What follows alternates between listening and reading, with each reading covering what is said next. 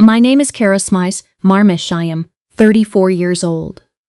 The morning I found out my ex-husband had forged my signature on a deed transfer for a house worth $3 million, I was sitting at the head of a mahogany conference table on the 14th floor of my own building, reviewing the exact document he had submitted to my company for processing. I read the property address. I read the seller's name. I read my name printed below his. And then I read the signature underneath it, the one that was supposed to be mine, and I set the paper down on the table, folded my hands in my lap, and said nothing for 11 seconds. My general counsel was watching me from the far end of the table. She had already flagged the document as suspicious before it ever reached my desk. She did not know why the address looked familiar. She did not know whose name was on the deed.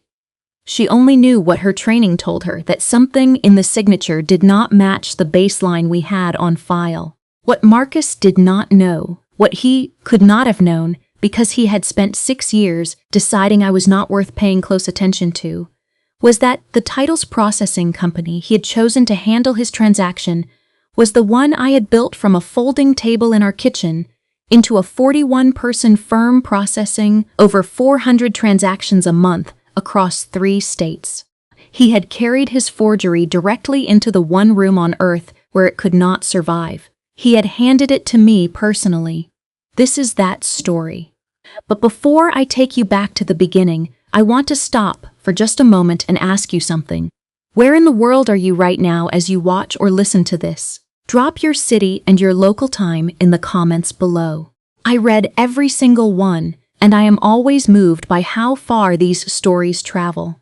And if you are someone who connects with stories about women who were quietly dismissed, professionally underestimated, or treated as background details in their own lives, please subscribe and leave a like. It costs you nothing, and it means everything to the work we do here. Now let me take you back to Ashford, Virginia, and to the house on Pembroke Lane where all of this began. I grew up in a colonial-style home with cream shutters and a flagstone walkway that my mother, Gloria Stokes, swept every Saturday morning without being asked and without making a point of it. She was the kind of woman who maintained things quietly and thoroughly, who understood that the real work of a household was invisible precisely because she did it well enough that no one ever had to think about it. My father, Raymond Stokes, was a civil engineer who left for work at 6:45 every morning and returned at 6:15 every evening, with his shirt still tucked in and his briefcase still latched. He was not warm in the way that some fathers are warm, but he was consistent, and in our house consistency was its own form of love. I had one sibling, my older brother Philip, who is now a contractor, and who still texts me on my birthday every year with exactly 4 words. Proud of you, sis. That is the entirety of the message. No punctuation. I have never asked him to change it.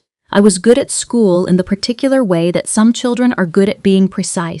I did not dazzle. I did not raise my hand more than necessary. I watched, I listened, I remembered everything, and I applied I remembered with a patience that my 3rd grade teacher once described in a parent-teacher conference as unusual for her age. I understood even then that the children who announced their intelligence loudly were usually the ones who needed the confirmation most. I did not need confirmation. I needed information. By the time I was 17, I had a clearer working understanding of how money moved through a real estate transaction than most adults in my county, because I had spent 2 consecutive summers filing documents at the county recorder's office for $8 an hour. Nobody told me to read the documents I was filing. Nobody told me not to. I read every single one: deeds, liens, easements, titles, insurance commitments, closing disclosures. I read them the way other teenagers read whatever they read, compulsively and without entirely understanding why. What I understood was that property was the place where money became permanent, and that the documents governing that permanence were full of errors that nobody was catching because everyone assumed someone else was responsible. I graduated high school with a small academic scholarship and enrolled at Southeastern State University, where I majored in business administration and finance the remaining gap in my tuition through weekend shifts at a regional title processing firm called Harland and Voss. I was hired as a document coordinator at $18 an hour. I was not hired because I was exceptional. I was hired because I showed up to the interview with a printed copy of their standard closing package, annotated in 3 colors with questions I had generated from reading their publicly filed complaint history with the state insurance commissioner. The hiring manager looked at the annotated document for approximately 45 seconds, looked at me and said, "When can you start?" Within 18 months, I was running their compliance team. Within 3 years, I knew the business from the sub-basement to the ceiling better than people who had spent entire careers inside it, not because I was smarter, but because I had never once assumed that understanding something was someone else's job. I met Marcus Webb at a real estate industry conference in Richmond, Virginia, on a Thursday afternoon in October when I was 26 years old. He was 1, tall, and carried himself with the easy confidence of someone who had never been in a room where he was not immediately recognized as someone worth talking to. He worked in commercial real estate development for a mid-sized firm called Caldwell Property, and he had opinions about everything, delivered in a voice calibrated to the precise register of authority without arrogance.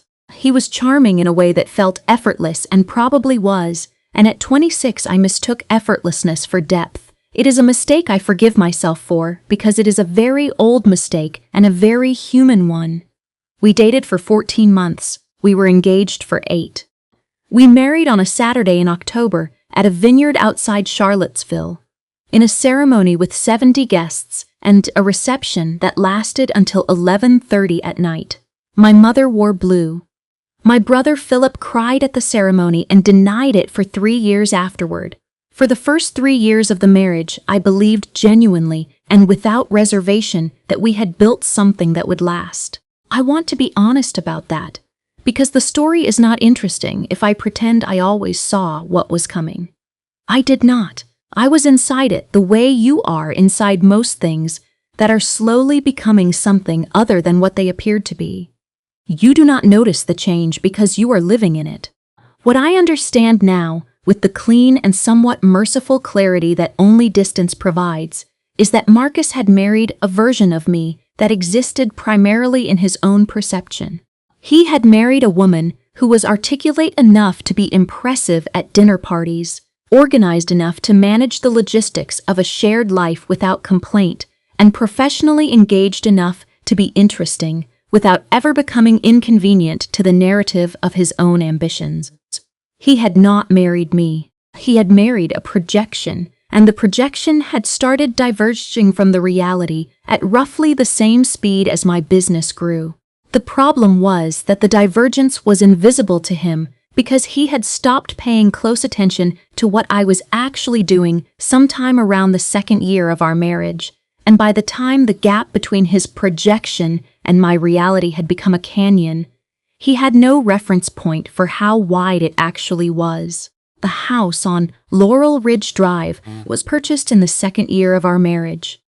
It was a 4-bedroom property on a half-acre lot in one of Ashford's most established residential neighborhoods, with a wide front porch, original hardwood floors throughout, and a kitchen that had been renovated twice in its history and still retained the excellent bones of the original 1960 construction in the ceiling height and the placement of the windows. It was the kind of house that makes people slow down when they drive past it, not because it is showy, but because it is proportioned correctly, because someone had made good decisions about space a long time ago, and those decisions had persisted. The purchase price was $1,100,000. My down payment was $140,000 saved across 8 years of working. Marcus contributed $60,000. Both of our names appeared on the deed as co-owners. At the time that felt like the right expression of partnership. It later became the specific legal detail on which everything turned. I left Harland and Voss in the 4th year of our marriage to start Meridian Title Group. This is the part of the story that matters most for what comes later, so I want to tell it carefully. I had spent 3 years at Harland and Voss identifying every inefficiency in their operation, every gap in service delivery, every moment where buyers and sellers and lenders and agents fell through the cracks of a legacy system that had not been meaningfully updated in over a decade because it was profitable enough as it was, and nobody who had the power to change it had sufficient motivation to do so. I had a business model, a line of credit, a compliance infrastructure I had designed myself, and 4 clients who had committed to giving me their work before I had a physical address. I built the company at the kitchen table, on Laurel Ridge Drive, on a laptop, in the evenings and on weekends, while Marcus watched sports in the adjacent room and described my work to his colleagues as something along the lines of "she's trying something with real estate paperwork." I did not correct him. Not because I lacked the words, but because I had learned early that explaining your ambition to people who have already categorized you is almost never productive. It does not change their category. It only puts you in the position of arguing for your own potential, which is a position from which no one has ever looked impressive. I preferred to simply continue, to build the next thing and then the next thing, and to let the structure speak when it was large enough to be undeniable. Meridian Title Group was processing over 400 transactions a month across Virginia, Maryland, and North Carolina by the end of our 5th year of marriage. We had 41 full-time employees. Our compliance team was led by a woman named Diane Forrester, who had spent 9 years in real estate fraud investigation for a federal agency before I hired her with a salary that reflected what her knowledge was actually worth and an equity stake in the company. Our technology infrastructure had been custom-built to cross-reference signatures against historical documents in our system, flag statistical anomalies in submission patterns, and generate automated hold notifications when discrepancy exceeded our threshold. I had designed the flagging logic myself with our development team over 6 months in our 3rd year of operation. It worked. It worked extremely well. Marcus did not know the full scope of what I had built because he had stopped asking and I had stopped volunteering the information. That is the honest answer. The marriage had become a polite and functional arrangement between 2 people who had each grown considerably in directions that no longer overlapped, and neither of us had found the moment, or perhaps the courage, to name that plainly until it was named by default. We separated in the autumn of our 7th year together. The proceedings were managed through attorneys, professionally and without scenes. The separation agreement was specific on the matter of the house on Laurel Ridge Drive. The property was a shared marital asset. Marcus retained the right to negotiate a buyout of my equity, or to facilitate a sale on the open market within 24 months of the divorce being finalized. The agreement was explicit on one point above all others.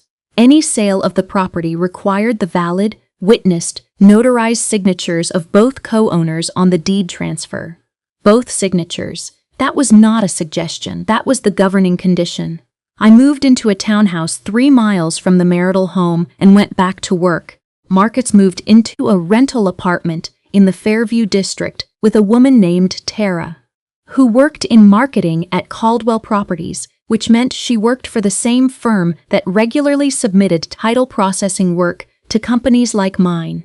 He seemed, from the limited information that reached me through mutual acquaintances, entirely at ease with the post-marriage arrangement. I was not surprised. Marcus had always been most comfortable in situations where the variables were under his control. The house on Laurel Ridge Drive was a variable he intended to control when the time was right. The time became right, or appeared to him to become right, approximately 20 months after the divorce was finalized. The Ashford real estate market had been appreciating steadily for several years, and Laurel Ridge Drive in particular had become one of the most sought-after addresses in the county. The property was valued, by the time Marcus retained a broker, at just under $3 million. My share of the equity was consequential. My signature was legally required, and Marcus, for reasons that I have had significant time to consider, decided that obtaining my actual signature through the appropriate legal channels was more complicated than he wanted it to be. The man he wanted to sell to was named Gary Tolliver. Gary was the regional vice president of Caldwell Properties, Marcus's employer, the man with direct authority over Marcus's career trajectory. Gary had been looking for a residential property in Ashford's premium market, and Marcus had one. The asking price was $2,800,000, positioned slightly below market value to ensure a fast and uncomplicated transaction. Gary submitted a full-price offer within 48 hours of the listing going live.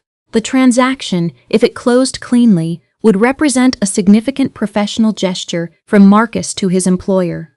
A gift wrapped in the language of a real estate deal, a career investment dressed as a property transfer.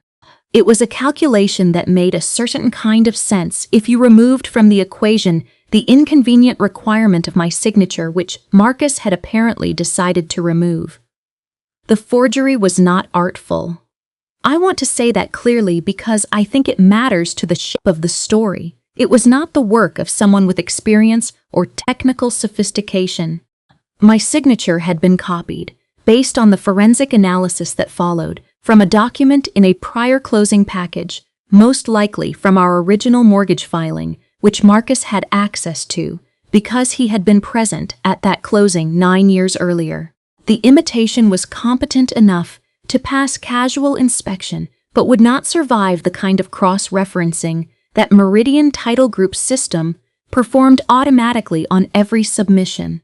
The notarization presented alongside the signature came from a notary whose certification stamp appeared in our records, but whose actual signature on the notarial certificate did not match the specimen on file. Two discrepancies, independently generated, each sufficient on its own to trigger a hold notification. Diane Forrester flagged the document on a Wednesday morning at 8:53. She did not know it was my house. She did not know it was my ex-husband's submission. She knew only what the system told her, that the signature on the deed transfer did not match the baseline extracted from the original mortgage documentation we had processed 3 years earlier when the loan servicing had transferred to a new institution. She escalated it to my desk with a one-line note, "Possible forgery, recommend hold." That note was waiting in my folder when I opened it at the conference table at 10:14 in the morning with 5 members of my team present. I read the address first, 1422 Laurel Ridge Drive. I read the seller's name, Marcus Allen Webb. I read my name. I read the signature beneath it. I set the document down. I folded my hands. I counted to 11 in my head. Then I looked at Diane across the table and said, "Place the hold. Full audit trail by end of business today. Get legal on the phone this afternoon."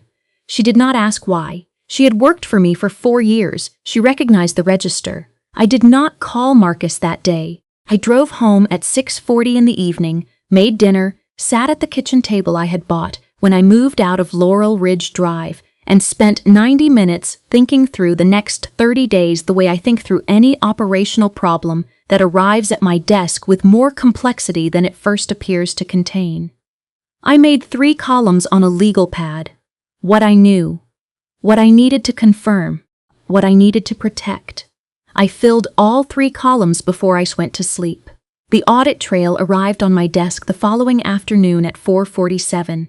Diane walked it in herself, which she does only when the information warrants a closed door. She set it down and stood by the window. The submission had come through the offices of a real estate attorney named Patrick Morse of Morse and Talbot LLP, a small firm that conducted the majority of its business with Caldwell Properties transactions in our regional market. The cover letter from Marcus attested to the validity of all signatures. The notarial certificate carried a stamp that matched a notary in our database but whose handwritten certification did not match the specimen we held. The document metadata placed the forged signatures application on the preceding Saturday evening. Marcus had not been casual about this. He had planned it over at least a weekend. He had made a deliberate decision, thought it through to the degree he was capable of thinking it through, and proceeded. The degree to which he had underestimated the infrastructure he was walking into was in its way almost architectural in its completeness. I called my attorney, Priscilla Hammond, at 6:15 that evening. Priscilla has managed my corporate work for 4 years and has the kind of voice in high-stakes conversations that sounds like a very calm body of water with an extremely strong current underneath. I gave her the full picture in 22 minutes. She was quiet for 7 seconds after I finished speaking. Then she said, "How do you want to handle this?" I said, "Completely. Give me 72 hours. Priscilla filed a fraud report with the county recorder's office on Monday morning at 9. Simultaneously, she filed a cease and desist with Morse and Talbot LLP, citing the forged instrument and demanding an immediate halt to all proceedings on the property. She sent formal written notification to Gary Tolliver's counsel that the transaction was void under Virginia statute, as it had been executed without the legally required consent of a co-owner of record. She sent a copy of that notification to Caldwell Properties General Counsel, and she sent a certified letter to Marcus Webb at his Fairview apartment requiring a signature on receipt delivered on Tuesday morning at 11:14. Meridian Title Group placed a lis pendens on the property the same morning the fraud report was filed.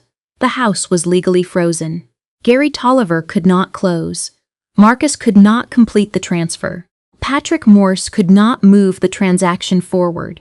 Nobody could do anything with that property until the legal matter was fully resolved, and the legal matter, as Priscilla explained it to me in one of her characteristically understated assessments, was not going to resolve quickly or without consequence. Now, this is the part of the story where I want to pause and speak directly to you for just a moment. If you have been watching since the beginning, I want you to know I see you. I know that some of you are not here just for the story. You are here because you are living inside a version of it right now. Maybe not a forgery, maybe not a deed, but the core of it, the part where someone who was supposed to see you clearly decided, instead to decide what you were capable of, and made a significant decision on that basis. And you are sitting with what you know, and what you have not yet said, and you are trying to figure out whether patience is the same thing as surrender. It is not. Drop a comment. Tell me where you are in the story. And if this channel speaks to something real in you, please subscribe. A new story goes up every single day. Marcus called me on Tuesday afternoon at 2:36. I was in a meeting with my operations team reviewing third quarter projections when my assistant stepped in to let me know he had called 3 times in the preceding 40 minutes. I asked her to tell him I would return the call within the hour. I finished the meeting. I reviewed the final slide. I thanked my team by name, which I always do, because the people doing the work deserve to hear it. I walked to my office. I closed the door. I sat down and dialed his number at 322. He answered before the first ring had finished. Caroline. His voice was doing what voices do when the speaker has spent the preceding hour rehearsing several versions of a conversation and has not yet committed to one.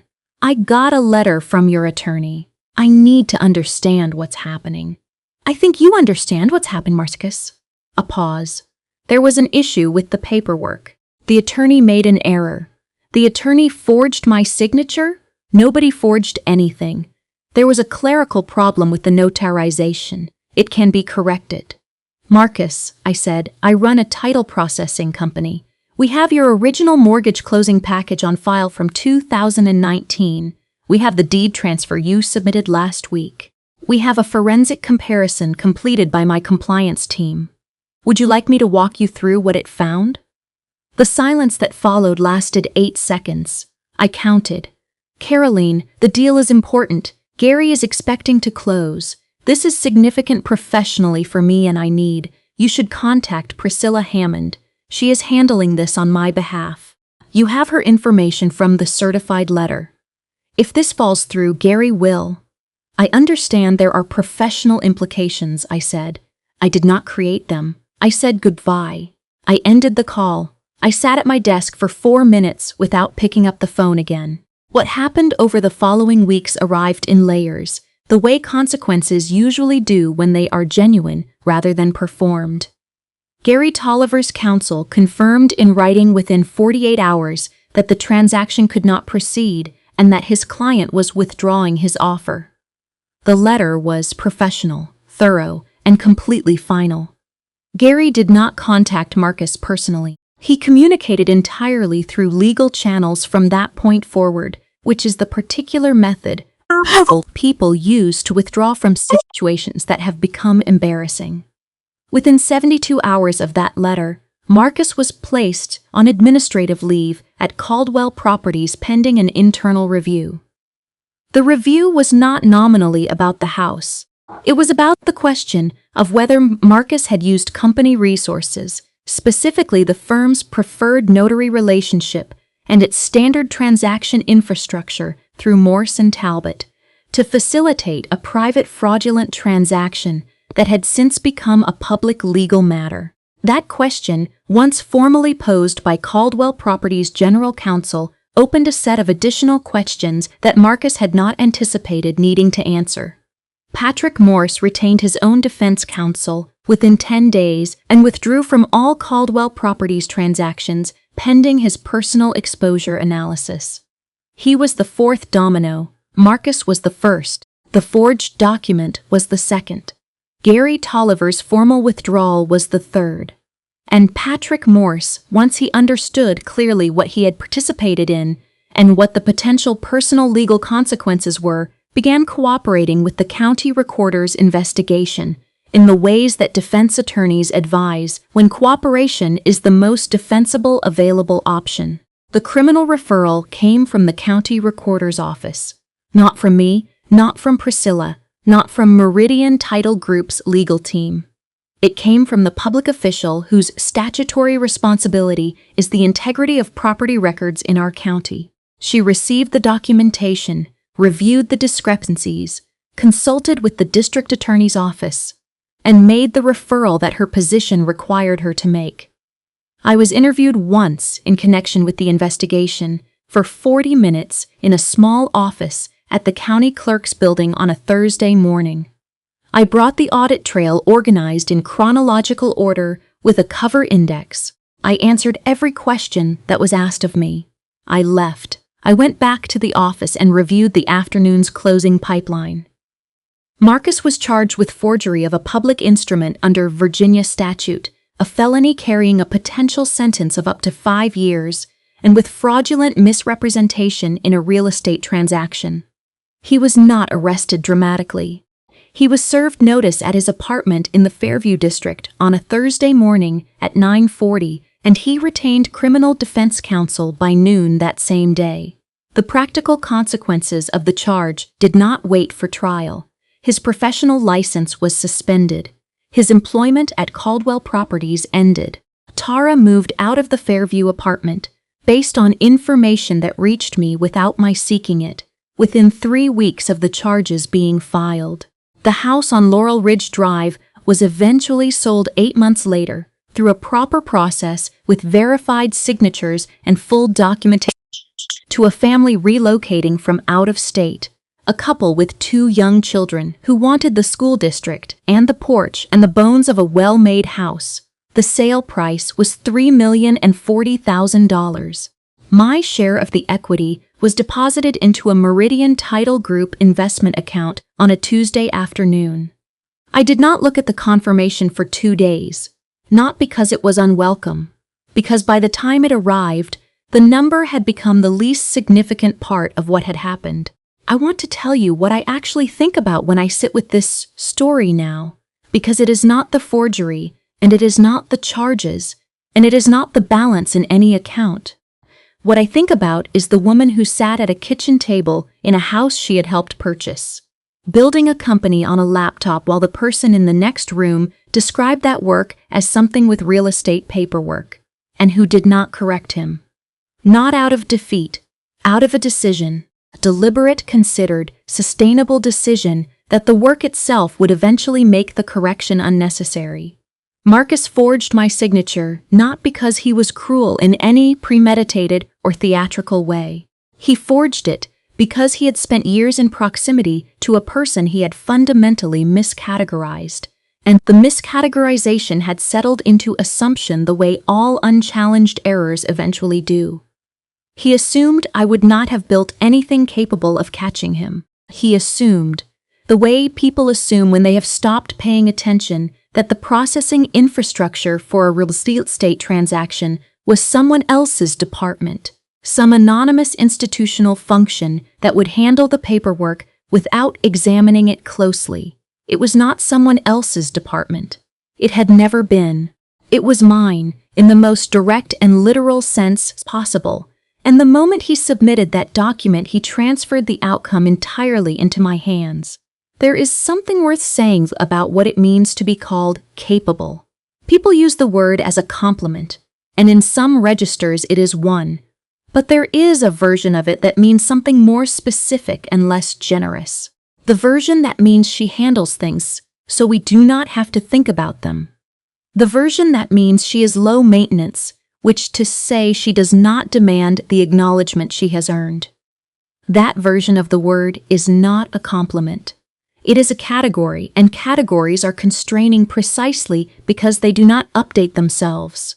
They require the person who has been categorized to either accept the limits of the category indefinitely or to allow their actual reality to accumulate to a point where it simply cannot be ignored any longer. I chose the second option. I did not choose it in a single moment of resolution.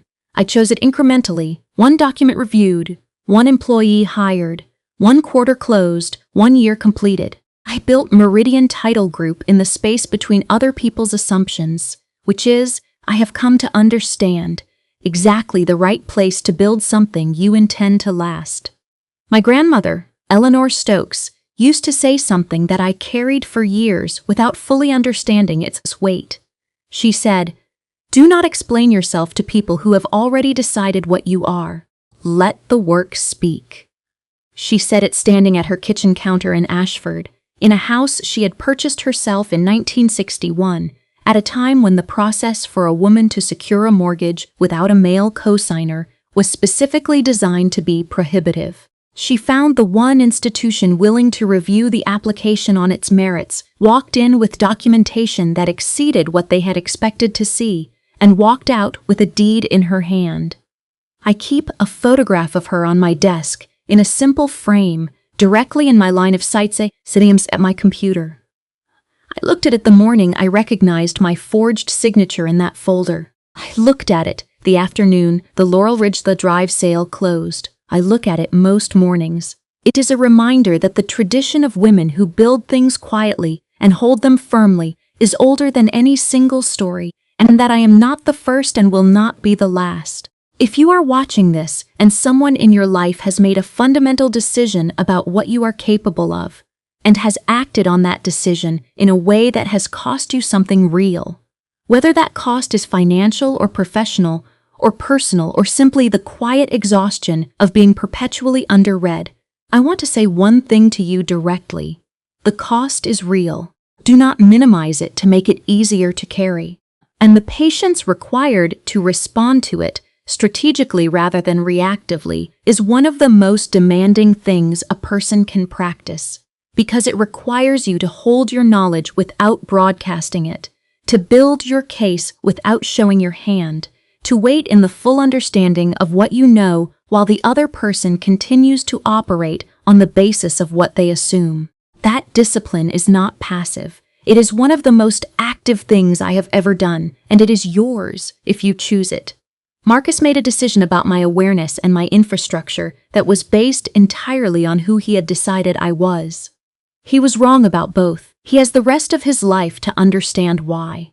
That understanding is not something I can provide him, and it is not something I feel responsible for facilitating. What I can do, and what I choose to do, is show up at my desk every morning, review the pipeline with my team, protect the people whose names appear on the documents we process, and continue building the thing I built in the space where his assumptions used to live. My name is Caroline Marsh.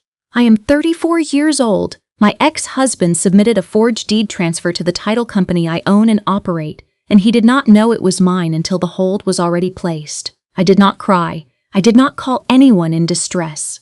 I counted to 11, I folded my hands, and I asked my team to pull the audit trail. That is the only kind of victory I know how to claim. The quiet kind. The kind that was already built before it was needed. Tell me something in the comments. Has someone in your life made an assumption about what you were capable of and found out later how wrong they were?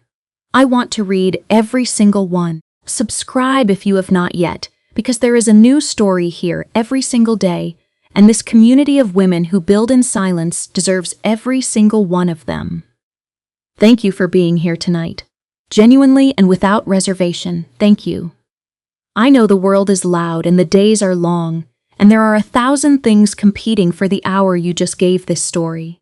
The fact that you stayed means more than I can adequately express. To every woman who has ever been called capable and or in the silence after the word, exactly what it was actually saying. To every woman who has kept building anyway, who has done the work without the credit, without the recognition, without the room at the table she had already earned 3 times over.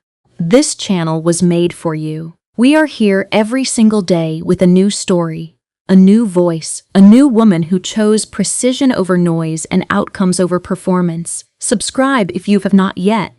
Share this with one person in your life who has been quietly building something the people around them have not bothered to look at closely enough. And come back tomorrow. I will see you in the next story.